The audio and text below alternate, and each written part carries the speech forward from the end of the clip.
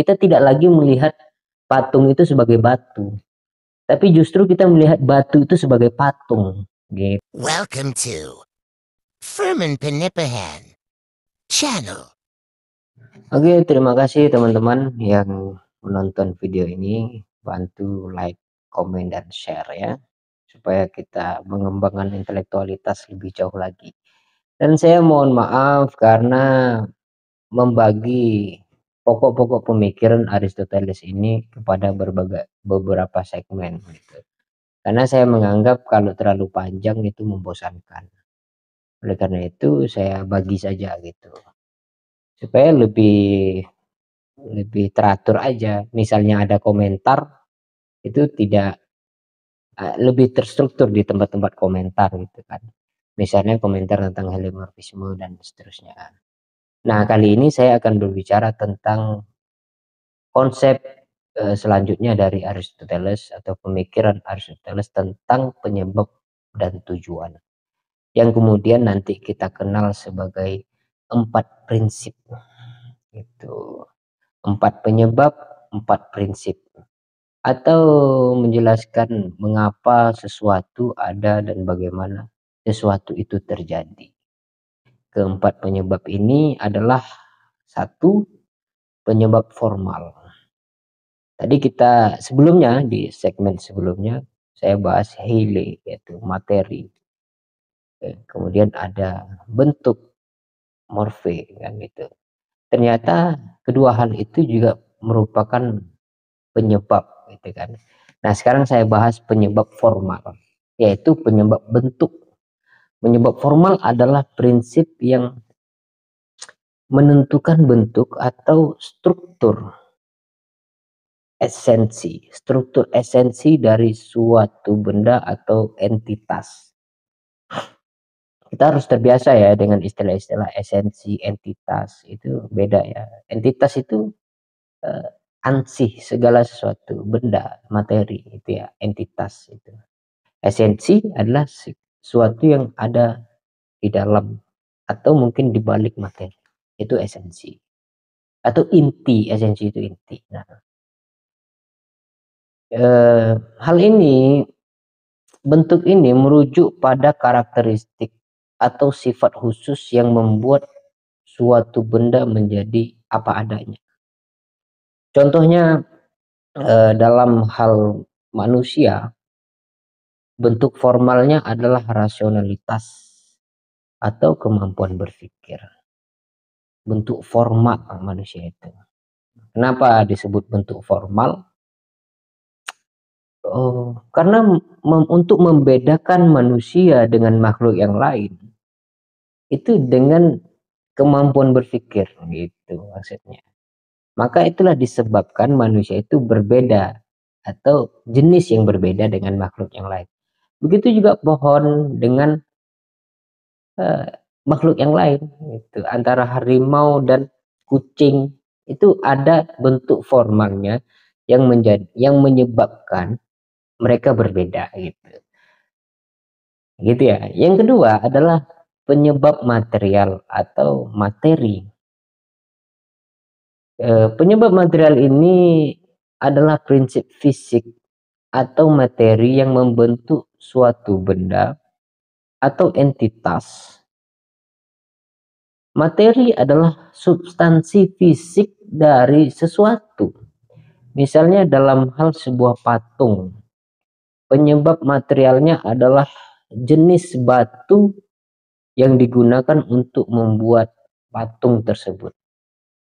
Nah, materi dari patung-patung itu adalah bentuk, ya. Tapi bentuk itu terbuat dari mana? Susunan-susunan materi, gitu. Tadi pertemuan segmen sebelumnya saya jelaskan, materi itu segala sesuatu yang tidak terbagi lagi, gitu. Tapi materi bisa membuat dia akan menampilkan dirinya dalam bentuk-bentuk, gitu. Sehingga ketika batu itu menjadi patung, kita tidak lagi melihat patung itu sebagai batu, tapi justru kita melihat batu itu sebagai patung, gitu, yang disebut penyebab material, berubahnya dari batu menjadi patung, gitu.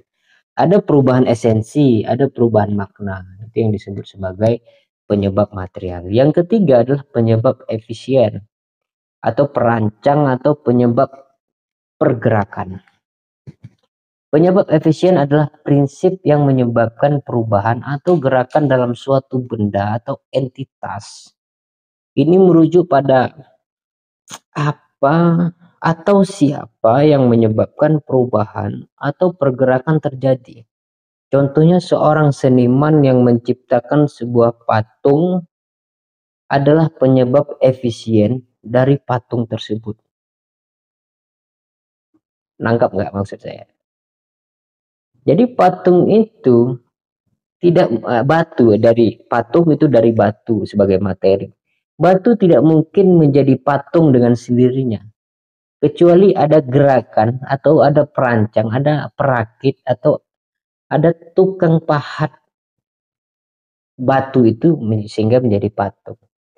Nah, proses pembentukan dari batu menjadi patung itu yang disebut penyebab efisien.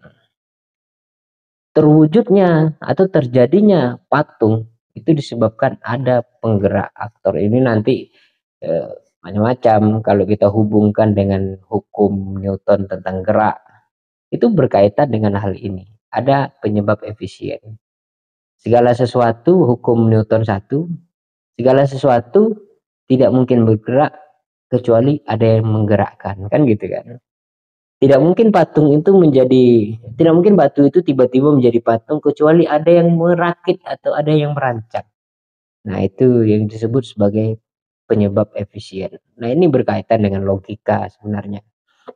Nah, yang ketiga adalah penyebab final, tujuan akhir atau tujuan atau akhir, visi dari segala penyebab.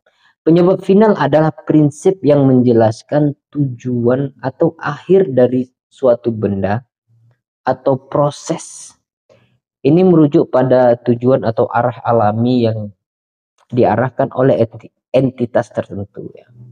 Contohnya tujuan akhir dari sebuah benih adalah tumbuh menjadi tanaman dewasa.